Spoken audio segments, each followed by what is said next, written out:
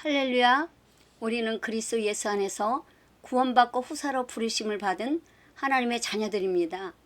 하나님의 전적인 구원의 은혜로 우리가 살아가고 있는 것이 참된 복인 줄 믿습니다. 로마서 1장 17절 자녀이면 또한 후사 곧 우리가 그와 함께 영광을 받기 위하여 고난도 함께 받아야 될 것이니라. 저희 삶에 주님께서 깊이 개입하셔서 제가 살아온 지난날의 삶을 잠깐 나누고자 합니다. 저희 친정집에서는 무당굿을 많이 하고 아버지는 종가제사 연례 행사로 다니셨습니다. 친정 아버지 어머니는 60세가 다 되어서 예수님을 영접하시고 20여 년 가까이 신앙생활 하시다가 천국에 올라가셨습니다. 시간은 제사를 지내고 있었습니다. 제가 명절에 가면 몸이 늘 아프고 눌렸고 누워 있어야만 했습니다. 갈 때마다 같은 증상이 일어나서 저는 왜 그런지 전혀 몰랐습니다. 시가에 가서 예수님을 전하면 시어머니는 야단을 치며 소리를 질렀고 시숙은 엄지손가락을 올리며 나는 이것을 믿는다고 놀리기도 했습니다. 저는 물러서지 않고 갈 때마다 예수님을 전했습니다. 하나님께서 제게 은혜를 주셔서 예수님을 모르는 시집 식구들에게 구원의 통로가 되려고 최선을 다했습니다. 그 결과 시어머니는 돌아가시기 전에 저를 통해 영접 기도를 받으신 후 돌아가셨습니다. 큰 동서는 불경을 늘 가까이 했는데 주님께로 인도받아 영적 체험을 하고 오랜 세월 지내던 제사를 그쳤습니다. 할렐루야. 평생 교회문도 안 들어오셨던 시어머니가 돌아가신 후 하나님께서 꿈의 계시로 시어머니를 보여주셨습니다. 시어머니가 저에게 남편을 가리키며 예수님을 잘 믿고 오라는 것이었습니다. 저는 꿈의 계시를 받고 하나님께서 시어머니를 지옥은 멸하게 하셨다는 것을 느꼈습니다.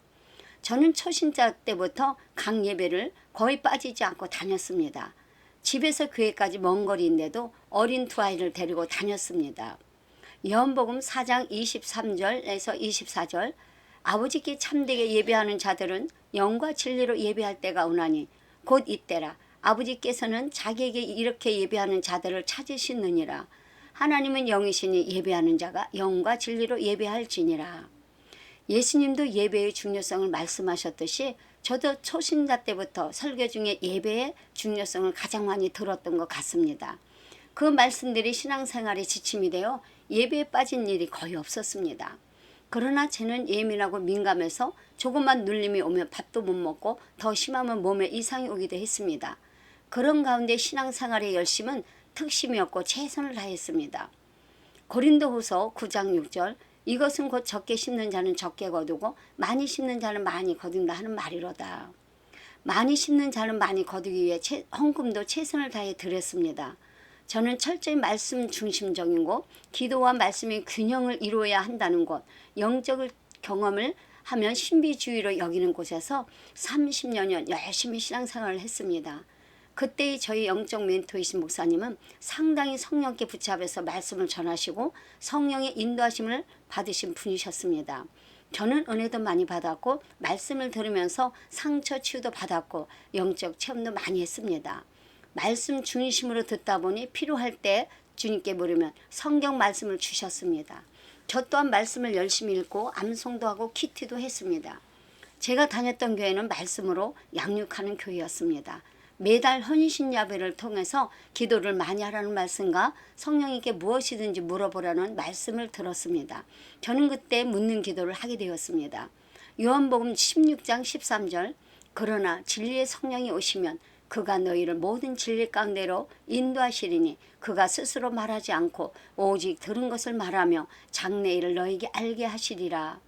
내 안에 성령께서 기도할 것을 요구하시는 것을 알게 되었습니다. 기도를 못하고 길을 걸으면 내 안에서 오늘 집을 나서기 전 기도했나요? 라고 찬양이 흘러나오는데 여러 번에 걸쳐서 찬양을 주셨습니다. 그때부터 기도를 시작하게 되었습니다.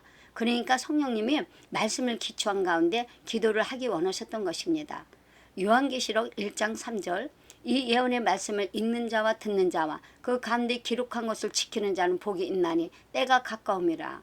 복을 받기 위함을 깨닫고 초신자 때부터 성경 말씀을 읽기 시작했습니다.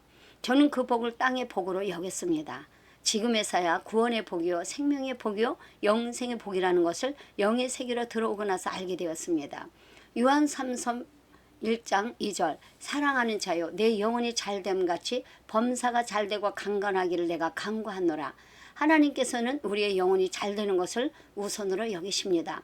그러나 기록된 말씀으로는 우리 안에 조상으로부터 내려온 옛 영들을 다룰 수가 없습니다. 옛 영으로 묶여있는 상태에서 불같은 성령이 우리 안에 들어오면 그때부터 영적 전쟁에 돌입하는 것입니다. 영적 전쟁이 일어나면 환경에 문제가 오게 됩니다. 이런 현상을 이상히 여기지 마십시오. 우리 안에 가나안의 7 족속을 태우고 심령 천국을 만드시려 오신 것입니다. 누가복음 12장 49절에서 51절 내가 불을 땅에 던지러 왔노니 이 불이 이미 붙었으면 내가 무엇을 원하리요. 나는 받을 세례가 있으니 그것이 이루어지기까지 나의 답답함이 어떠하겠느냐. 내가 세상의 화평을 주려고 온 줄로 아느냐. 내가 너희에게 이르노니 아니라 도리어 분쟁하게 하려 함이로라. 성령의 불이 우리 안에 들어오면 우리 안에 예법인 사망의 영들이 드러납니다. 예수님 안에 들어가지 못하도록 우리의 삶을 방해합니다. 관계에 부딪히고 자녀들이 저항하고 재정과 건강과 환경에 묶이는 일들이 발생하게 됩니다. 이러한 일들이 왜 일어나고 있는지 그때는 알 수가 없었습니다. 예수를 열심히 믿는데 나의 삶은 안 풀어지고 점점 힘들어지는지 낙심이 올 때가 있었습니다. 앞뒤가 막히고 꼬이는 것은 예수님 안으로 들어오라고 주님께서 허락하시는 것입니다. 우리 안에 불순물을 제거하고 예수님의 신부로 이끄시는 단계임을 오랜 시간 후른 후 알게 되었습니다. 하나님은 우리를 신부로 부르셨습니다.